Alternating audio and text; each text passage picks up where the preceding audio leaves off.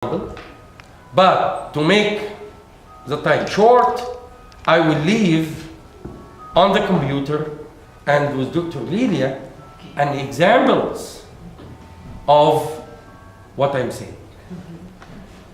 This is general introduction, but I will leave an article, real article, which all of this is implemented.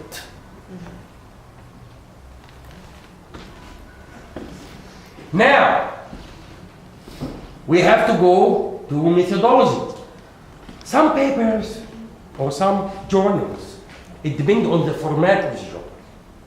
They jump from introduction to result and discussion and put the experimental methodology at separate.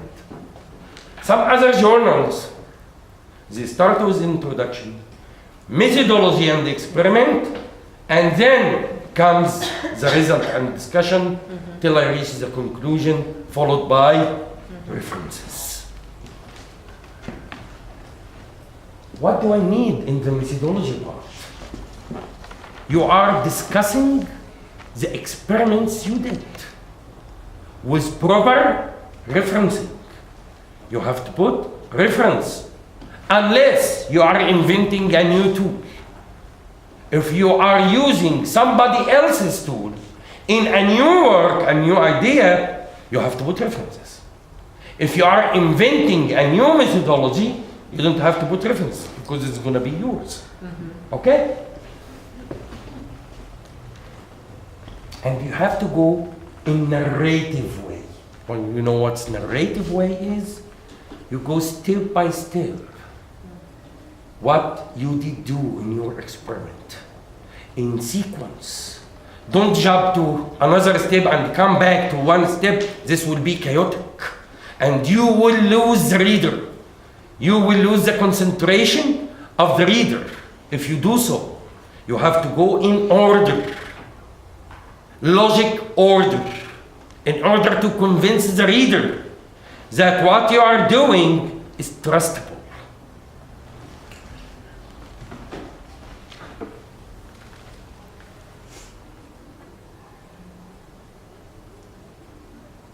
Now, we are going to go to results and discussion. Some articles or some journals, they combine them, result and discussion. Some other articles, they say, no, you state the result first, and then you make a discussion. Me, myself, but we are binded with the format of the journal. If you don't do it exactly like the journal tells you, they will reject it. I myself like to combine result and discussion at the same time. I give the result and I make discussion and the interpretation. The result and discussion and the interpretation. But putting the results like this, raw numbers, raw data, just all together and go back afterwards and make a separate discussion for it, I see it, I myself, with all respect to the journals, it's chaotic. I'd like to bag them together. And now there is something very important you have to pay attention to. The results not only described by writing text. You have to have figures, tables. But watch out, don't repeat data. Repeating here, it's called redundance. And this might be a negative point against you by the reviewer. Either if you see your data suitable to be in a table, enough. You use figures when you use to make something more clear. It is needed. General rule, don't add anything in your text unless it is necessary. Don't fill it up. Some people like or think that when you write much, when you describe much, this will make your paper or your article looks greater and it will be valuable. I'm sorry, the contrary. The contrary. We always have this word in your mind, concise. Short, concise. Don't make it redundant. Redundancy in English means repeating. You say it with this phrase and you come after some sentences and you say it again with another phrase and you think you are manipulating the language and the reviewer will see it. It is an ability. Yeah, it is ability to get rejected. Simply.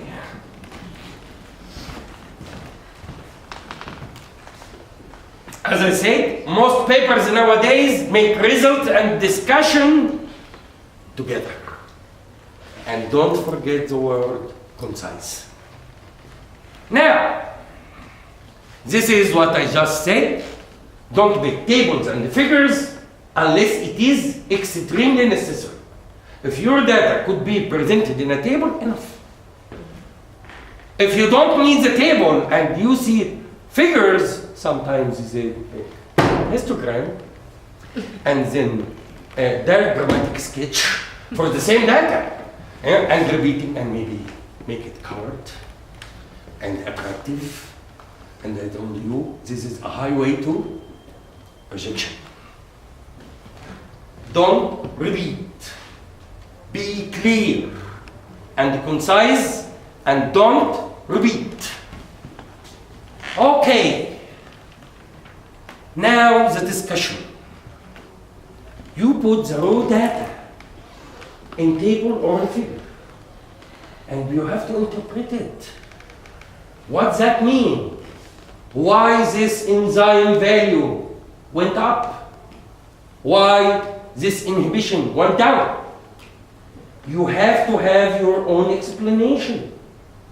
If you can't find a clue or evidence in the literature supporting your data, you have to find and write a text to convince the reader that your data is novel and that is what I get and I have no idea about the others get, and maybe you can bring the data of the others with proper reference and make a comparison. Make a discussion. Why my results become like this and the others become like that? And put your own input, put your own explanation. Feel free, this is your research. And if you have tools or means to explain it, to emphasize it, don't hesitate, put it. This will strengthen your argument and will strengthen your hypothesis and will strengthen your article as a whole.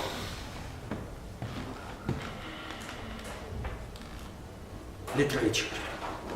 Since the early beginning of the introduction, you are using the other people's work. You have to relate it to them by adding reference. Some articles based on the format of the journal, they say A, B, C, or 1, 2, 3, or even they put the first author, etal, and the year. It's based on the journal format, and you have to follow the journal format in order to get acceptance. Otherwise, the editor will never send it for reviewer. He will say it's out of format and send it back to you. Till you strictly follow the journal format. Then he will start to look at the scientific merit of your article. If the editor gets convinced, he will send it at least to 2 reviewers.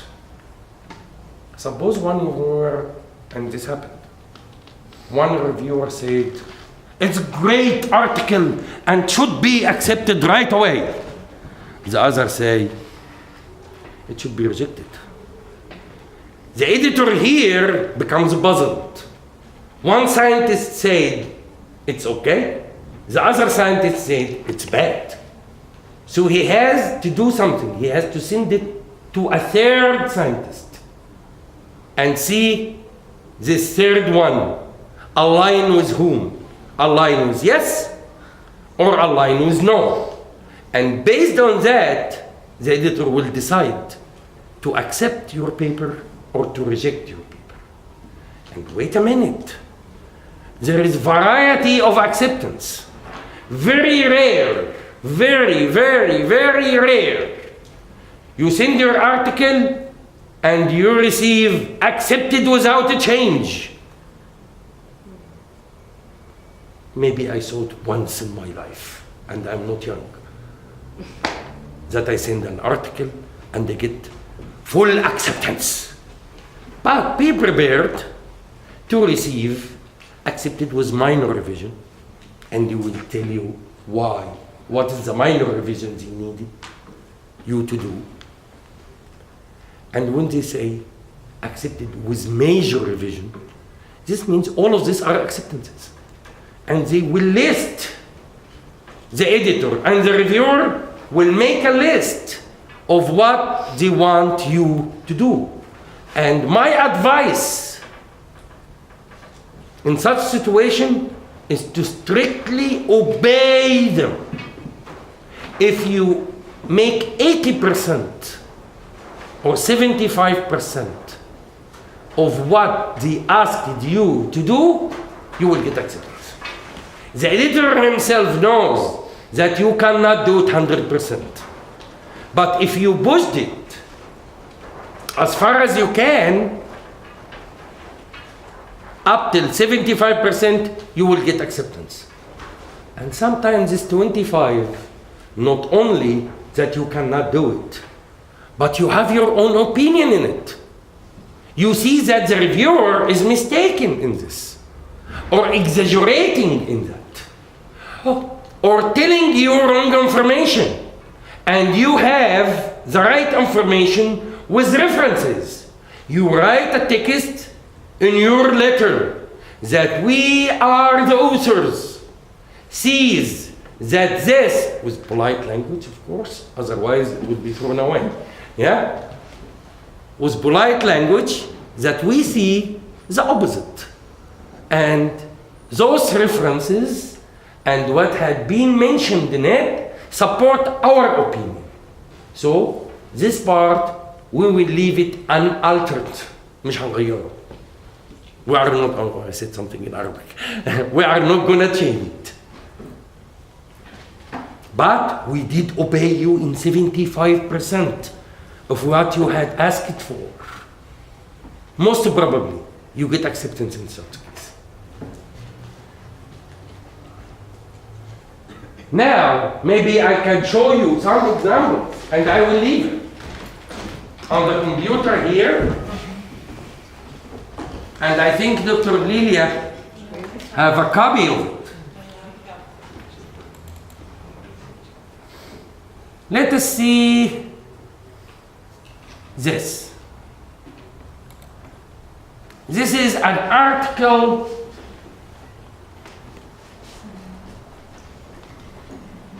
I don't know, I'm wondering if we can make this text bigger. Plus. Where is this plus? Down. Down. No, present, no. This passport. Oh, here. Yeah. Good. Thank you. Thanks a lot. This is happened. The example here you have. When you send your article, and sending the article, you have to go to the journal site. You have to upload all the data you have based on their criteria.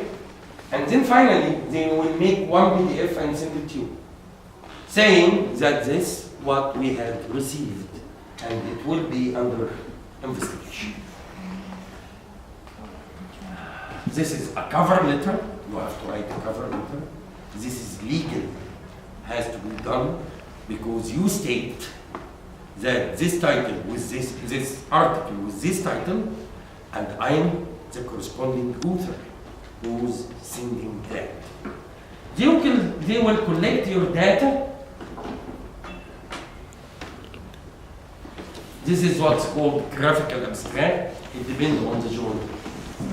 And they teach you how you do it. It's not that important. Now, this is the article, as I said. This is the title. And this title has to be followed up by the name of the authors. Here, there is an idea too. Which name will be first and which name will be last? It differs from country to country and the tradition. But the vast majority around the world, it starts with the person who did the job or the research with his own fingers. If he is a graduate student and this is his thesis, so the first name will be the graduate student. And you go afterwards with persons who did contribution less than the student.